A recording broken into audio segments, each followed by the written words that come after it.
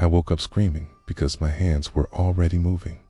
They were scratching at my chest, as if trying to claw something out from inside.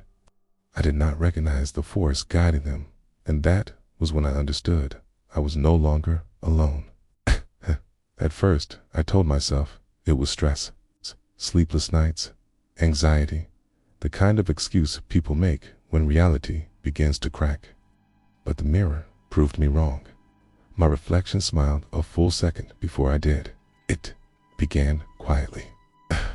Thoughts that did not feel like mine slid into my head during moments of silence. While brushing my teeth, I would suddenly imagine drowning. Driving, I would picture turning the wheel sharply into traffic. The thoughts were vivid and deliberate. They waited patiently until I noticed them. I live alone in a small apartment on the edge of the city. Deep, thin walls, flickering lights. It's a kind of place that feels temporary even after years. At night, the building groaned and settled like a living thing. Pipes whispered, floors creaked. I used to find comfort in those sounds. It meant I was not alone in the world. They sounded like breathing. The first night it spoke to me, I was half asleep. My body was heavy. My eyes refused to open. Then I heard my own voice inside my skull whisper a word I did not think. Move. My fingers twitched against the sheets. Panic surged through me. I tried to scream, but my mouth stayed closed. The voice was calm, patient. It guided my arm upward like a puppeteer testing strings. When my hand touched my face, I felt both terror and fascination. I was touching myself, yet it was not my choice. When I finally broke free, I sat up, gasping. Apt. My heart hammered so loudly, I thought it would wake the neighbors. Okay? I turned on every light in the apartment and did not sleep again that night. The days grew worse. I lost time.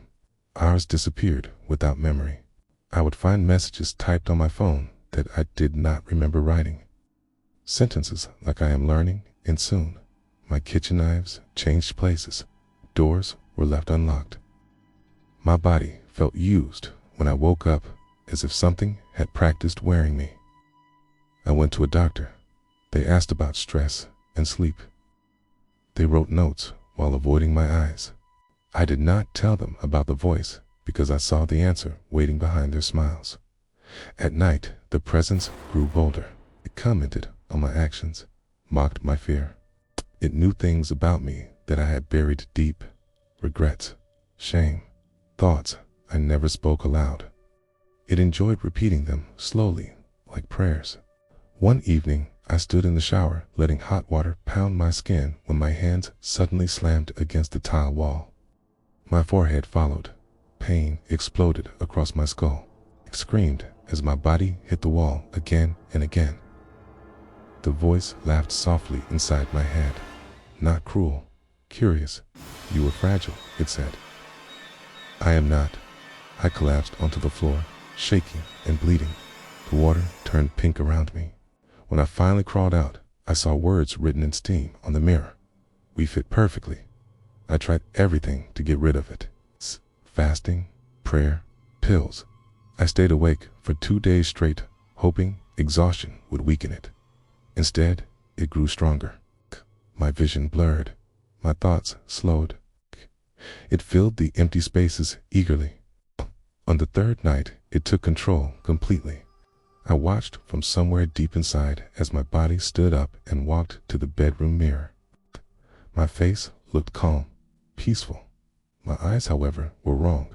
Too still, too focused. Out loud, my mouth spoke with my voice, but different rhythm. You were tired, it said. Let me drive. I fought with everything I had. Memories of childhood, the sound of my mother's voice, the smell of rain. Anything that reminded me I was real. The presence pushed back harder. It wrapped around my thoughts like cold hands. Then it showed me the truth. I saw flashes of other lives, other bodies, different times.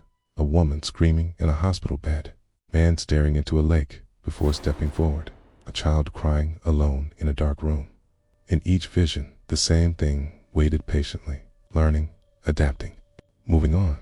You invited me, it whispered. You made space. My body smiled again, my lips stretched painfully wide. My hands lifted and pressed against the mirror. The glass cracked under my palms, but I felt no pain. I felt it enjoying the sensation. In a final act of desperation, I forced my body to move toward the balcony. The cold night air hit my face. Far below, the city lights flickered like distant stars. If I jumped, it would end for both of us. The presence hesitated for the first time. That hesitation saved me. I threw myself backward onto the floor. My head struck concrete, and darkness swallowed everything. I woke up in a hospital bed. Bandages wrapped my skull. Machines beeped softly. A nurse smiled when she saw my eyes open. She told me I was lucky to be alive, that I had fallen but survived. They said the scans were clean. No damage, no explanation. I believed it was over. I believed I was free. Until I noticed my fingers tapping against the mattress in a pattern I did not recognize. Slow, confident, familiar. Inside my head, something shifted and settled deeper than before. It was no longer trying to take control. It no longer needed to. If you enjoyed this story, then please don't forget to like and subscribe. Thanks for listening.